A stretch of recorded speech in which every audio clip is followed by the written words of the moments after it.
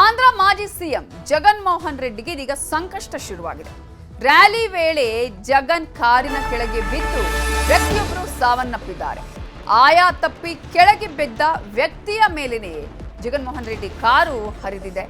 ಗುಂಟೂರಿನ ವೆಂಗಳಾಯಪಾಳ್ಯಂನ ಸಿಂಗಯ್ಯ ಈ ಒಂದು ಕಾರಿನ ಅಡಿಗೆ ಬಿದ್ದು ಸಾವನ್ನಪ್ಪಿದ ವ್ಯಕ್ತಿಯಾಗಿದ್ದಾರೆ. ಆದ್ರೆ ಅಲ್ಲಿ ವ್ಯಕ್ತಿ ಬಿದ್ದಿದ್ದಾರೆ, ಸಾವನ್ನಪ್ಪಿದ್ದಾರೆ ಅಂತ ಗೊತ್ತಿದ್ರೂ ಕೂಡ ವ್ಯಕ್ತಿ ಸಾವನ್ನಪ್ಪಿದ್ರು ಇಳಿದು ನೋಡದೆ ಜಗನ್ ಕಾರಲ್ಲಿ ಸೀದಾ ತೆರಳಿದ್ದಾರೆ. ಇದೀಗ ಈ ಹಿನ್ನೆಲೆಯಲ್ಲಿ ಜಗನ್ ವಿರುದ್ಧ ತೀವ್ರ ಆಕ್ರೋಶ ವ್ಯಕ್ತವಾಗ್ತಾ ಇದೆ.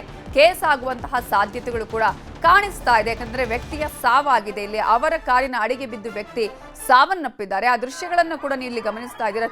ಅವರ ತಲೆಯ ಮೇಲೆ ಆಲ್ಮೋಸ್ಟ್ ಕುತ್ತಿಗೆಯ ಮೇಲೇನೆ ಕಾರು ಹೋಗಿದೆ. ವ್ಯಕ್ತಿ ಸಾವನ್ನಪ್ಪಿದೆ. ಎಷ್ಟು ಭೀಕರವಾಗಿ ಈ ಒಂದು ಆಕ್ಸಿಡೆಂಟ್ ನಡೆದಿದೆ ಅಂತ ಹೇಳಿ.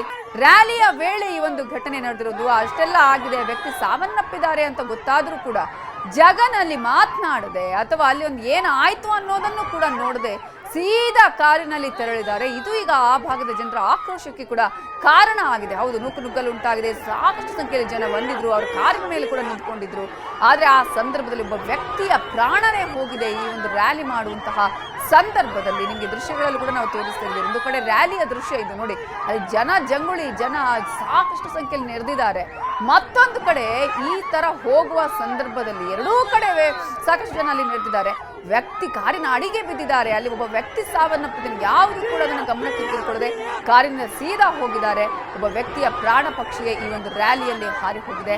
ಕೇಸ್ ಆಗುವ ಸಾಧ್ಯತೆಗಳು ಕೂಡ ಇದೆ. ಯಾಕಂದ್ರೆ ಒಬ್ಬನ ಪ್ರಾಣನೇ ಹೋಗಿದೆ ಅಲ್ಲಿ. ಸೊ ಈಗ ಜಗನ್ ವಿರುದ್ಧ ಭಾರಿ ಆಕ್ರೋಶ ಕೂಡ ಅಲ್ಲಿ ವ್ಯಕ್ತ ಆಗ್ತಾ ಇದೆ.